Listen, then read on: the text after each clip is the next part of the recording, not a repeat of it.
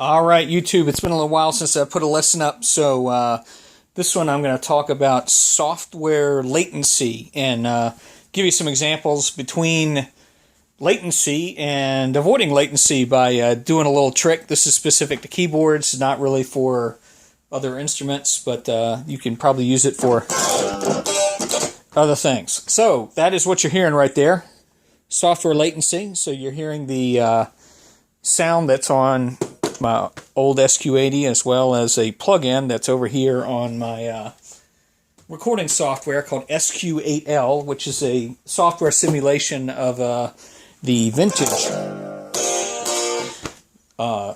Sonic SQ80 from the 1980s. So I'm going to turn the volume down. You can see my left hand over here. I'm turning the volume down on the actual keyboard itself. So the only thing you hear now is the MIDI notes.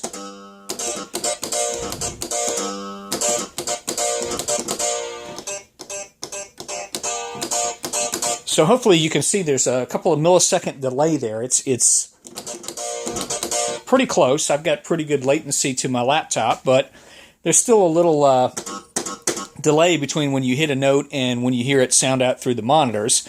And that is due to the MIDI from this keyboard going through my Behringer right here into my software and then coming right back out through the speaker. So there's a little latency there. It's sub-seconds, it's milliseconds, but still it's really jarring if you're trying to play and what you're playing is,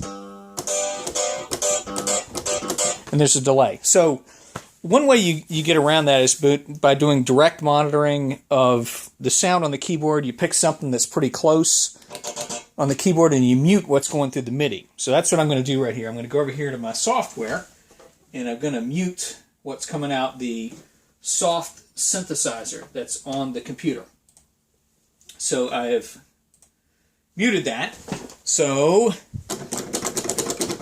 you don't hear anything because I don't have the software synth turned up and I don't have the keyboard turned up right here with the volume. So I'm going to turn up the volume on the keyboard. So I'm using a clavichord kind of sound here.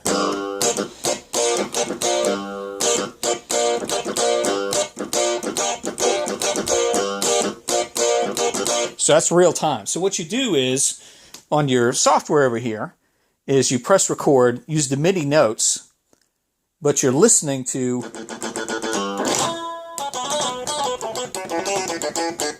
what's coming through your actual keyboard. So it's great for me because the synthesizer I'm using has a software simulation.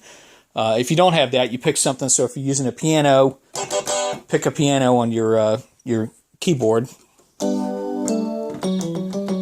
or something like that, and your software synth will be a different sound, but that way when you're playing you won't get that jarring sub-millisecond delay, so you can eliminate some of that latency with your computer. So it's a great way to get the feel of the song without that sub-millisecond delay, and then when you play it back it's there. So I'm going to show you an example here. We're going to arm a recording track.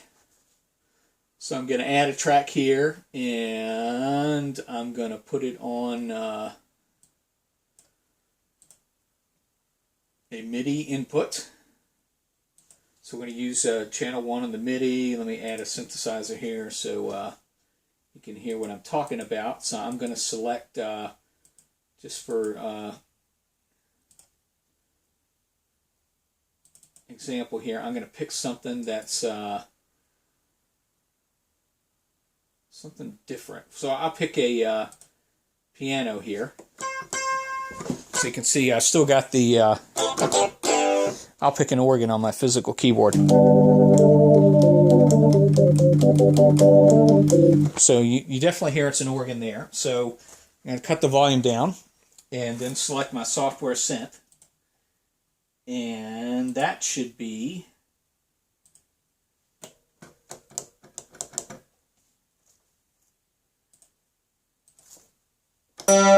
so you can hear it's kind of a piano sound. It's awfully loud. Let me cut it down here a little bit. So again, if you're watching my fingers, there's a sub-millisecond delay there.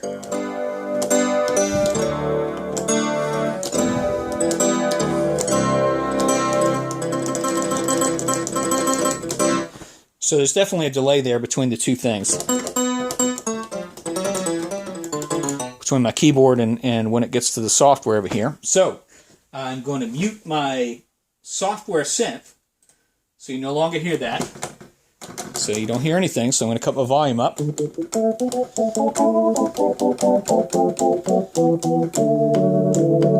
So you hear the organ. So I got this track right here that has nothing really to do with what we're talking about. So it's just some drums. So we're going to put some drums on here. Let me arm this to record.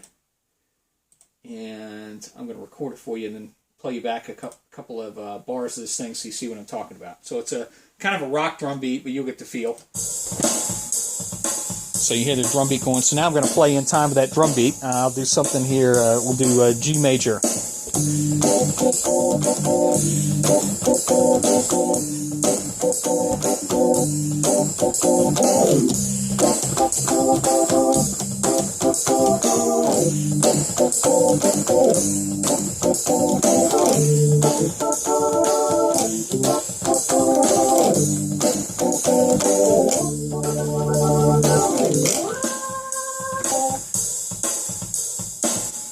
Okay, so I finished recording my track. I'm going to save it. I'm going to go back to what I recorded. I'm going to cut my volume on the keyboard track. Now, remember, I played this with an organ, so here's what I actually recorded.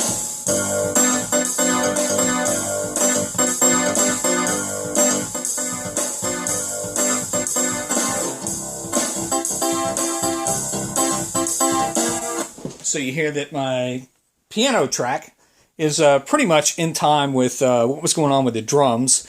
And when I played it, there was not a sub-millisecond delay here when I was playing it. So that is one way to eliminate the software latency, is to pick a sound on your keyboard that's somewhat close to what you're using on your software synth.